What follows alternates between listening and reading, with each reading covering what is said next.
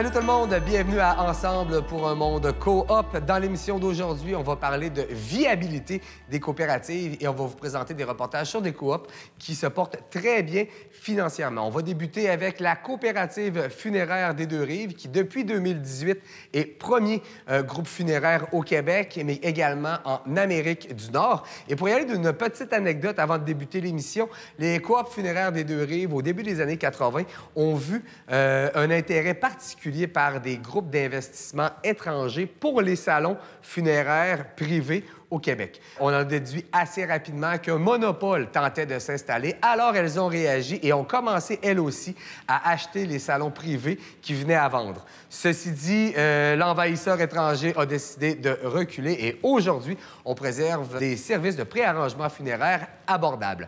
Voici donc un reportage sur la coopérative funéraire des Deux-Rives.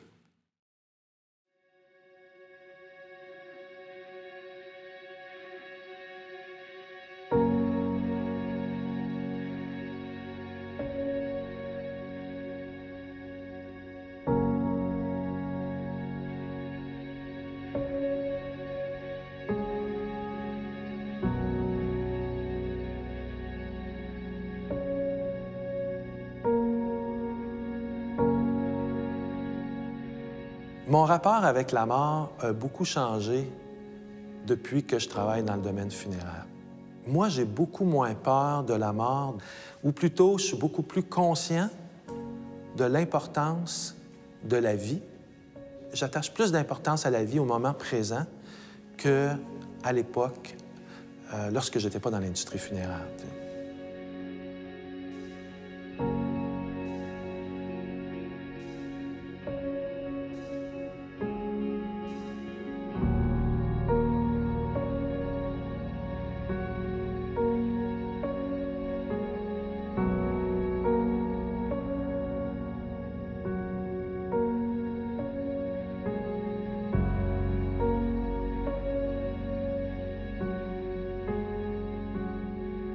L'historique de la coopérative funéraire des Deux-Rives, je vous dirais, elle a débuté dans les années 70 par la fondation de plusieurs coopératives dans la région de Québec. Et ces coopératives-là, au cours des années, ont développé chacune de leur entreprise. Puis c'est en 1998, lorsque j'ai été engagé, où là, on est un peu arrivé à la conclusion, en préparant notre planification stratégique, qu'on devrait entreprendre des démarches pour encourager l'ensemble des coops à fusionner ensemble pour se donner une masse critique plus importante. Une coopérative qui s'établit dans un marché va avoir un effet régulateur sur les prix. Et c'est ce qui a donné naissance au mouvement coopératif, mais dans le domaine funéraire, dans les années 70 au Québec. C'était en réaction à des positions de monopole. Alors, la venue de coopératives, la mission n'est pas la même qu'une entreprise privée, a permis de réguler les prix. Donc ça, c'est un effet qui est immédiat quand une entreprise s'établit dans un marché.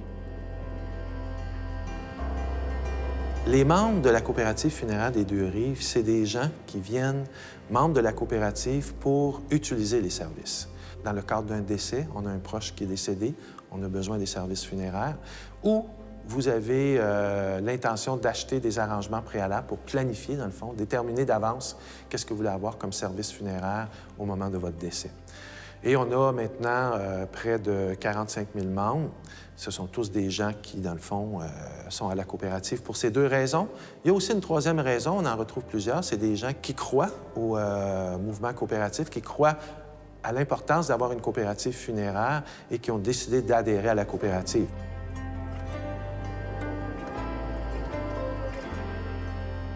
Les avantages d'être membre de la coopérative funéraire, ils sont multiples. La première, je pense, qui est importante, c'est que vous appuyez une entreprise qui est québécoise, qui offre des services dont les retombées économiques sont régionales. La deuxième, bien, vous voulez avoir des services funéraires qui répondent à vos valeurs, à votre culture, dans un certain sens. Bien, la coopérative des Deux-Rives est très bien placée pour répondre à ces besoins-là. On a aussi développé beaucoup de services pour accompagner les familles, autant avant les funérailles qu'après les funérailles, dans le contexte où il y aurait un deuil difficile à vivre par rapport à la perte d'une personne. Bien, la coop a développé beaucoup de services de support auprès de ces gens-là.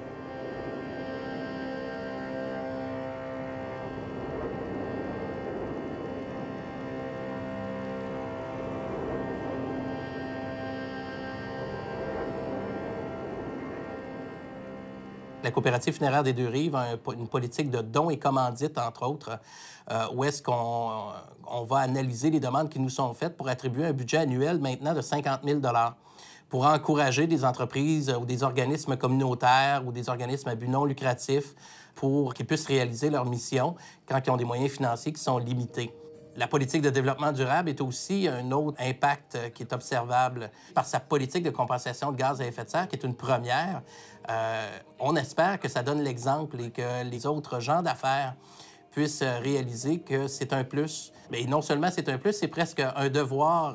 Si une entreprise est considérée comme un citoyen d'une municipalité ou même un citoyen de la Terre, chacun devrait faire sa part. Ce sont les petits gestes qui ont un gros impact.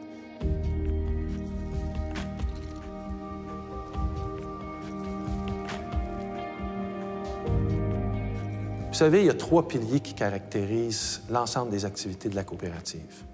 Le développement durable, toute l'approche environnementale, l'achat local et l'intercoopération.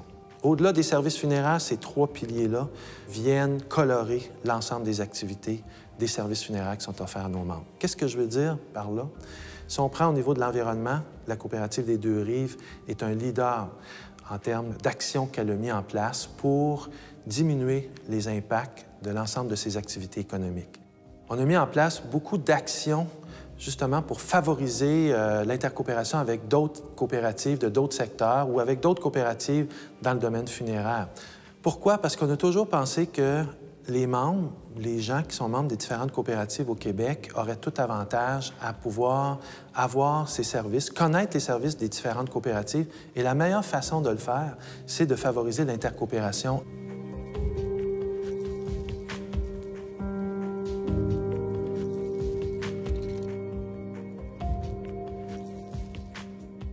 La coopérative funéraire des Deux-Rives est dans un bon moment de son histoire actuellement. De grands projets ont été réalisés, ne serait-ce que le centre administratif dans le parc Vanier ou l'ouverture du centre funéraire dans le cimetière Saint-Charles. Alors, bien évidemment, c'est de continuer à développer les affaires de la coopérative, s'assurer que ces nouveaux projets portent fruit. Nous entrons dans une ère de consolidation de nos processus, justement en centralisant et en réunissant nos opérations de deuxième ligne sous un même toit. Nous avons également convenu de partenariats avec des acteurs importants, que ce soit la Compagnie du cimetière Saint-Charles ou la Corporation du cimetière Montmarie à Lévis. Un des défis, c'est de s'assurer que le partenariat représente des ententes gagnant-gagnant, qu'on réussit à mieux servir notre clientèle et nos membres et qu'on est en mesure de maintenir à la fois des services d'excellente qualité, mais également les offrir à un prix qui est juste et raisonnable.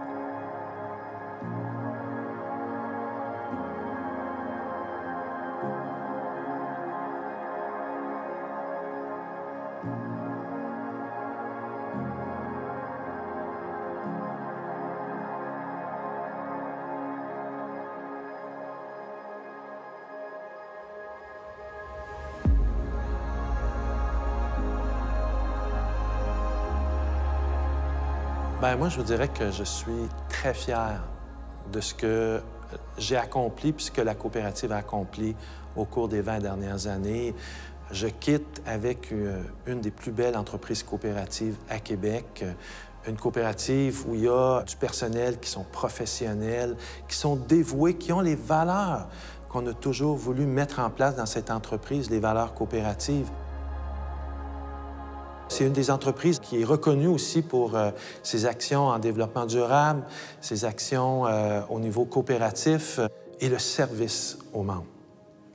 Si on a ces 3 éléments-là toujours à l'arrière-plan, moi, je pense qu'on est gagnant. La coopérative va continuer à progresser puis elle va devenir vraiment la référence pour l'ensemble de la population de Québec, là.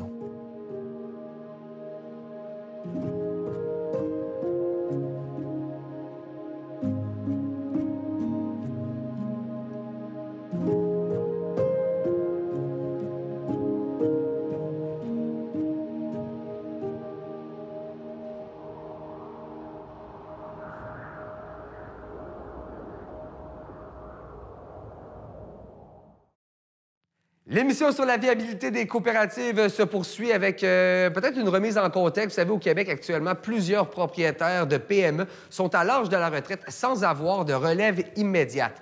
Fort probablement, on va penser à vendre l'entreprise, mais à qui est-ce qu'on va vendre cette entreprise-là? Et si on vous suggérait de vendre à vos employés, est-ce possible? Bien, voici un exemple très concret. C'est possible, le reportage sur Promo Plastique.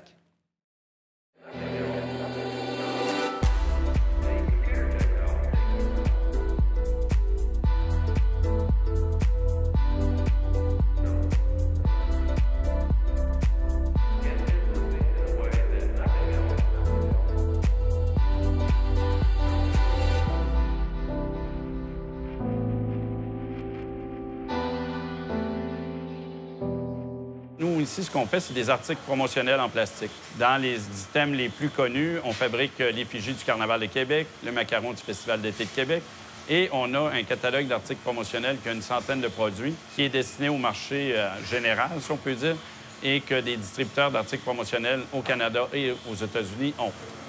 Nous, ce qu'on fait ici, les formes d'impression, on fait de la tempographie, de la sérigraphie, l'estampage à chaud et, dans les dernières années, un modèle d'avenir pour l'imprimerie, l'impression numérique.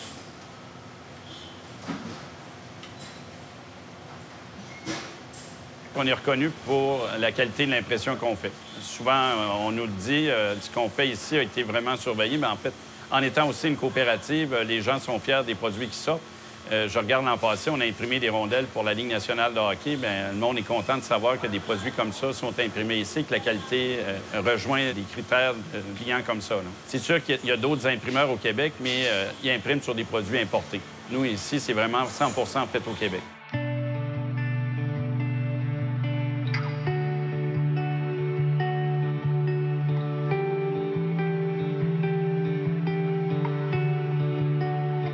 En 1992, je travaillais pour la division Promo Plastique et les propriétaires m'ont demandé de voir pour trouver un acheteur.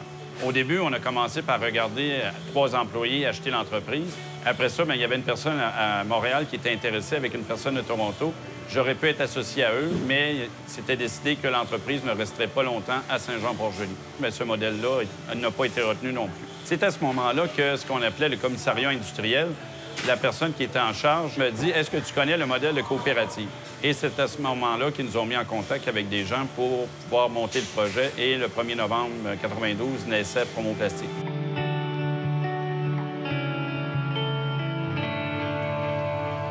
Le fait que Promo soit une coopérative, ça change beaucoup de choses. On participe aux décisions, notre voix est importante. Ce qu'on va dire peut peut-être influencer les profits ou améliorer la qualité de vie dans l'entreprise. Le principe coopératif fait que tout le monde veut apprendre un petit peu ce que tout le monde fait. Fait que comme ça, on est capable de s'aider. Si il y en a un qui est absent, bien, on est capable de s'arranger. C'est ça, c'est avantageux, c'est génial.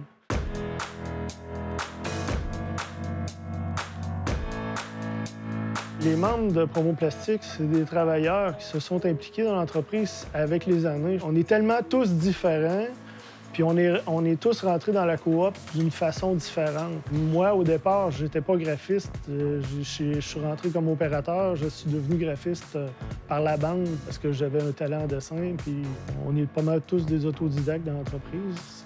C'est ce qui est génial. On a du plaisir ensemble. On travaille en équipe.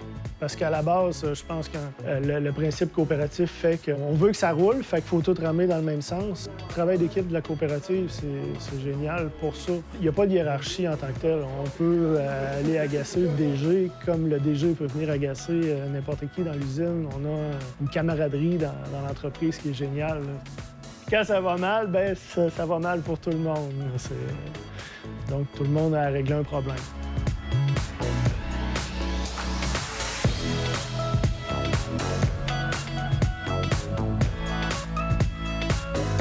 Les gens, eux, ont le sentiment aussi qu'ils travaillent pour eux.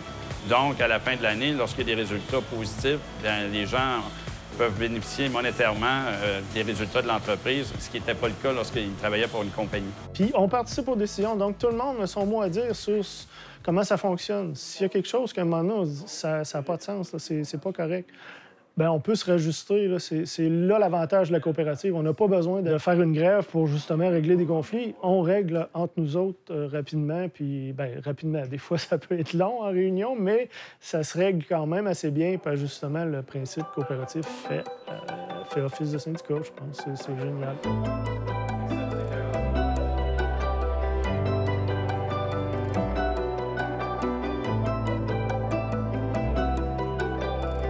J'ai été beaucoup impliqué dans le monde coopératif, et même au niveau des OBNL. Donc, je comprends ces milieux-là qu'on voit moins à l'avant. C'est moins de la mort, mais c'est des gens qui font du travail que si eux ne le font pas, il n'y en a pas d'autres qui vont le faire. L'intégration de la société, je crois beaucoup. J'aime bien que les milieux de vie restent justement en vie, et Valorisation est une preuve que ça fonctionne quand on aide des organismes comme ça. Valorisation est un organisme à but non lucratif. Il sort les gens de chez eux pour enlever de leur isolement. Ils viennent ici, c'est comme une famille. Il y a des personnes avec quelques limitations, puis il y en a d'autres qui viennent pour simplement sortir de chez eux. Ils font les macarons pour le Festival d'été du Québec. Ils ensachent les bonhommes carnaval. Grâce à Promo Plastique, puis à quelques autres entreprises, on fait de la sous-traitance pour arriver à payer notre loyer et puis le téléphone, ces choses-là. Parce que si on n'avait pas Promo Plastique, Valorisation n'existerait même pas. On n'a aucune subvention. Et c'est ces compagnies-là qui nous permettent de vivre, de vraiment vivre.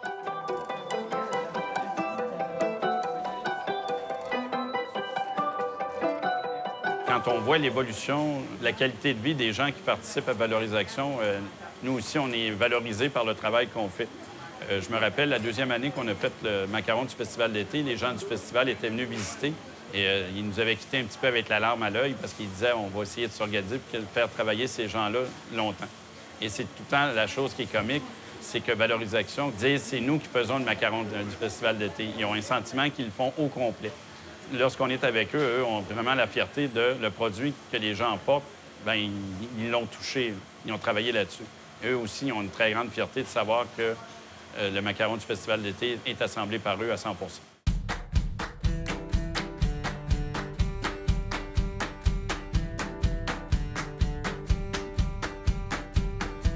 Il y a eu une période, en fait, à un moment donné, où le produit chinois était comme glamour, là, si on peut dire. Là, tout le monde achetait ça à cause du prix. Mais là, on voit qu'il y a un retour, que c'est important de faire travailler les gens ici. Et là, les gens achètent ici justement parce qu'ils savent que c'est fabriqué au Canada. Mais ça, c'est une certaine fierté qu'on a réussi à passer au travers des années. Puis là, c'est ça, c'est que les défis d'avenir, bien évidemment, il y a des modes d'impression qui évoluent. Et ça, il faut toujours suivre au niveau de la tendance du matériel et de la machinerie. C'est sûr que si on n'aurait pas le sentiment d'appartenance puis cette fierté-là, je ne serais pas rentré des fins de semaine pour faire du ménage ou de l'entretien. Je pense que tout le monde a ce sentiment-là dans l'entreprise. Justement, le fait que c'est une coopérative, on dirait que, justement, on n'aura pas « Ah, c'est pas grave, c'est le boss qui fait de l'argent ». Non, c'est nous, c'est important. On a quelque chose à livrer, puis tout le monde s'implique. Puis moi, personnellement, j'ai à cœur cette compagnie-là.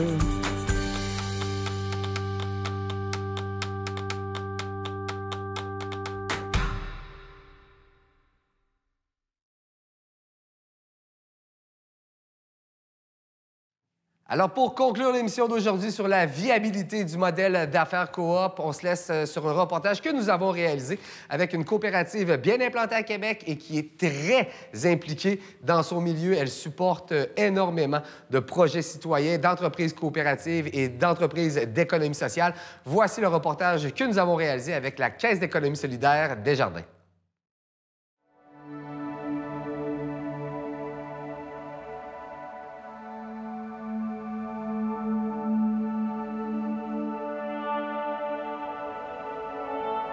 À mon sens, tout est dans la raison pourquoi on est dans une action. Puis pour moi, être à la caisse, c'est autour du sens. On s'assume en tant que militant, en tant que groupe étant encore capable d'observer la société puis d'avoir une certaine capacité de s'indigner par rapport aux inéquités, par rapport aux inégalités, par rapport à l'accès à la finance, par rapport au fait qu'il y a tellement de choses qui devraient être améliorées pour que tout le monde soit bien dans la société.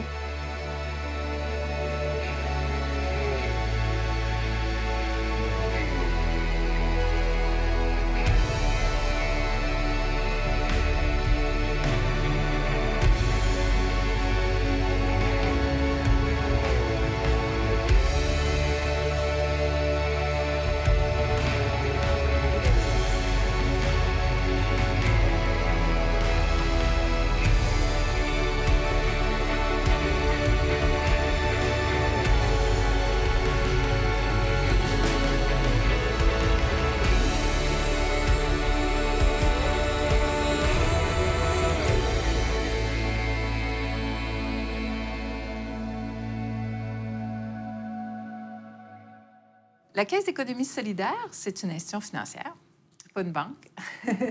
C'est une coopérative d'épargne et de crédit. Il ne faut pas confondre parce que c'est tellement différent. On est membre du Mouvement Desjardins, du Grand Mouvement Desjardins. On est à la fine pointe de toute l'information à donner pour pouvoir instruire les gens sur comment ils peuvent avoir un impact avec leur argent. Puis avec ça, on fait un impact dans la société en finançant les entreprises collectives.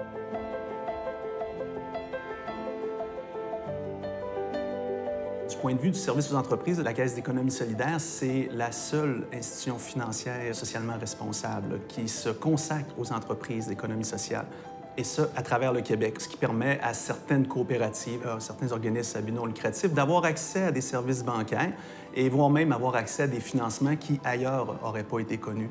Les membres de la Caisse d'économie solidaire, je dirais que c'est des gens, au départ, engagés.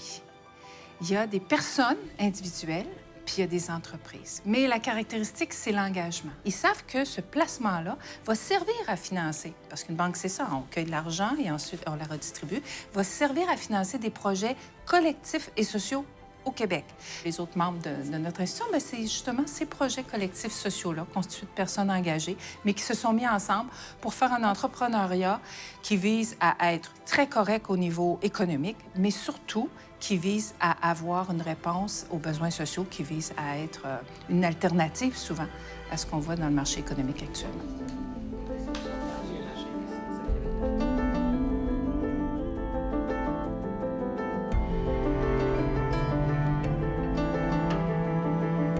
L'élément le plus distinctif de la Caisse, c'est ce qu'on appelle le placement à rendement social. C'est juste de comprendre ce qu'on fait. C'est que, dans le fond, les gens, ils placent leur argent chez nous, puis qu'avec cet argent-là, on propose des rendements sociaux parce qu'on finance des entreprises qui ont des impacts sociaux.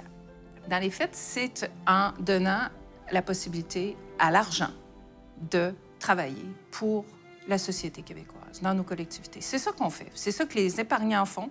Ils placent leur argent dans des fonds de placement responsables.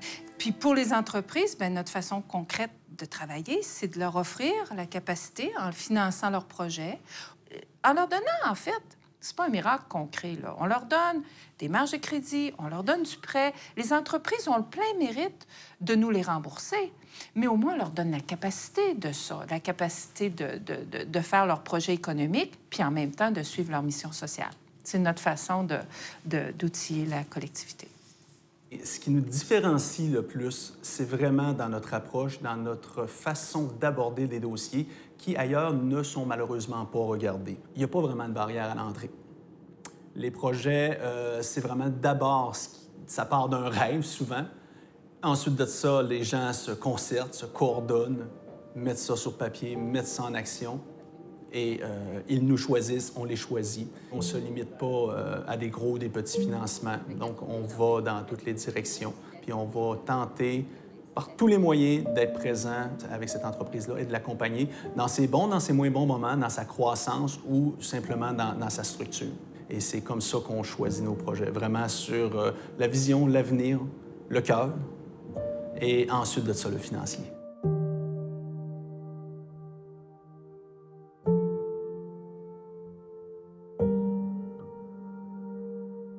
La ristourne collective, en fait, c'est dans une caisse. Les gens ont une ristourne individuelle du moment qu'ils ont des prêts ou un emprunt ou un portefeuille du genre. Ici, à la caisse, les membres ont choisi de mettre cette ristourne-là en commun et d'en faire une ristourne collective pour permettre la force du nombre. Une fois tout ça ensemble faisait un beau montant qui permettait d'aller répondre aux besoins des communautés. Donc, les membres s'abandonnent un peu à la caisse en disant on vous fait confiance d'être un beau canal pour pouvoir écouter les communautés, identifier leurs besoins et y répondre.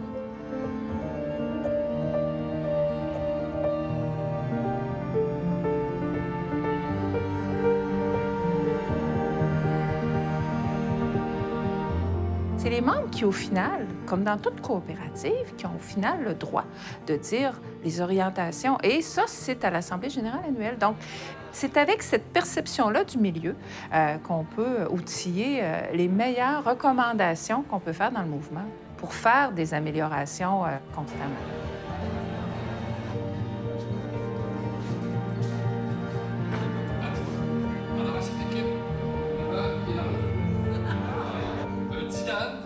La Caisse, elle va à la rencontre des rêveurs, elle va à la rencontre aussi des pragmatiques, parce que c'est souvent très pragmatique aussi.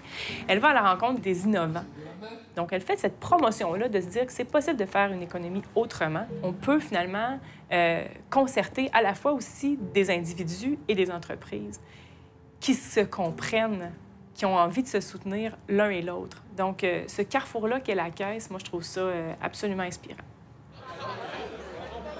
Rencontrer des gens au quotidien qui portent des causes et d'être un outil, d'être un élément qui vient permettre la réalisation de cette entreprise-là. Quand on réussit ça, puis on ose aller là, puis ça fonctionne, on finit les journées en se disant oui, j'ai contribué à un Québec plus juste, j'ai contribué à quelque chose qui n'est pas de l'ordre juste individuel, mais qui est de l'ordre collectif, qui permet de construire une société plus juste. Bien ça nourrit un profond besoin de sens chez moi, un profond besoin d'équité, de justice sociale. Ça fait toute une différence au quotidien. Ce sont des entreprises de plein exercice, en pleine capacité financière. D'ailleurs, c'est démontré que du point de vue économique. Puis d'ailleurs, nous, on est une expérimentation en action à la Caisse. On gère un actif d'1,5 milliard. Nos pertes sont très contrôlées. C'est pas la preuve que la Caisse est bonne, c'est la preuve que les entreprises qu'on accompagne sont extraordinaires. Les gens choisissent, en fait, de faire une entreprise, mais plutôt que de le faire seul, c'est de le faire avec d'autres. Puis plutôt que de le faire pour avoir l'intention de générer uniquement des profits, les gens, ils veulent générer du profit, mais ils veulent aussi générer des impacts positifs. C'est ça, entreprendre différemment, c'est générer des impacts positifs dans la société, puis on pense que c'est définitivement ce dont on a besoin.